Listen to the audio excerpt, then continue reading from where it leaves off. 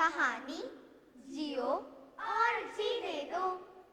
एक था सुंदर वन, जहाँ बीत रहा था पेड़ पौधे और पशु पक्षियों का सुखद जीवन। लेकिन स्वार्थी मनुष्य की बुद्धि चकराई। अपने आराम की खातिर वह जंगलों को काटने और वन्य जीवों को मारने लगा। मेरे भाई, धीरे धीरे हरा भरा जंगल वीरान हो गया। वन्य प्राणियों का निवास स्थान छिन गया। वे गांव और शहरों में घुसकर उपद्रव मचाने लगे। यह देख इंसान भी हो गया हैरान। कभी शेर किसी की बकरी को उठा ले जाता, तो कभी बंदर किसी बच्चे को नोच खाता। परेशान मनुष्य एक दिन पहुंच गया सृष्टि के निर्माता ब्रह्मा जी के पास। नमन कर कहा, दयानिधि, न्याय कीजिए, इन पशु पक्षियों के खिलाफ केस दर्ज कीजिए। ब्रह्मा जी ने आदेश दिया, कार्यवाही शुरू की जाए। मनुष्य और वन्य प्राणियों को कटघरे में खड़ा किया। चतुर सियार बना प्राणियों का वकील।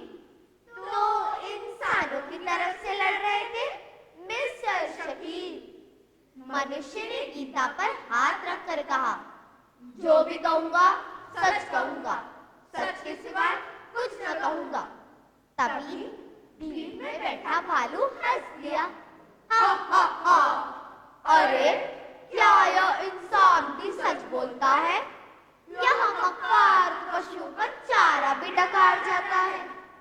बीच में ही लोमड़ी बोल पड़ी, मामा मामा, उल्टा चोर को क्वाल को डांटे, मनुष्य ने ही तो जंगल है काटे। हमारे घर उजाड़ कर चैन की नींद सोते हो, अपना झूठा टुकड़ा क्यों रोते हो? हाथी भी चिंगारते हुए आया, इंसान का एक अपराध हो तो बताऊं, आप कहे तो इनकी पूरी दास्तान सुनाओ। अपने स्वार्थ के लिए यह हमारा शिकार करता है। कभी हमारी खाल तो कभी दांत बेचकर अपनी जेबें भरता है। कौवा भी काव काव करता हुआ बोला, इन्हीं के कारनामों से हम प्राणियों की कितनी ही जातियां विलुप्त हो रही है। अचानक भीड़ में बैठे देवदार पेड़ का भी खून खौला। वनों को काटकर मानव ने बढ़ाया है प्रदूषण, जिससे पानी की कमी हो रही है तो कहीं हो रहा है भूस्खलन। धरती का तापमान बढ़ रहा है, जिसका असर समस्त धरती वासियों पर हो रहा है। लेकिन ये निर्दयी मानव एसी लगाकर घोड़े बेचकर सो रहा है। तभी मनुष्य इतराया, रहने दो, मानव ने एसी ही नहीं चांद व मंगल पर भी रख लिए हैं कदम। हम ही करते आए हैं नए नए आविष्कार। तभी चिड़िया चिड़की, अरे मियाँ, चांद तक पहुँचने के लिए तुमने हमारे उड़ने के सिद्धांत को ही तो। खामोश, बंद करो ये लड़ाई। मैंने यह धरती सबके लिए है बनाई। भगवान, यही तो की है आपने गलती। इतने सारे ग्रह और रहने के लिए सिर्फ एक धरती। सृष्टि के निर्माण के समय जो आपकी बुद्धि चकराई, तो मानव की सलाह ले लेते। मूर्ख मानव, तुम अपनी बुद्धि पर बड़ा घमंड रखते हो।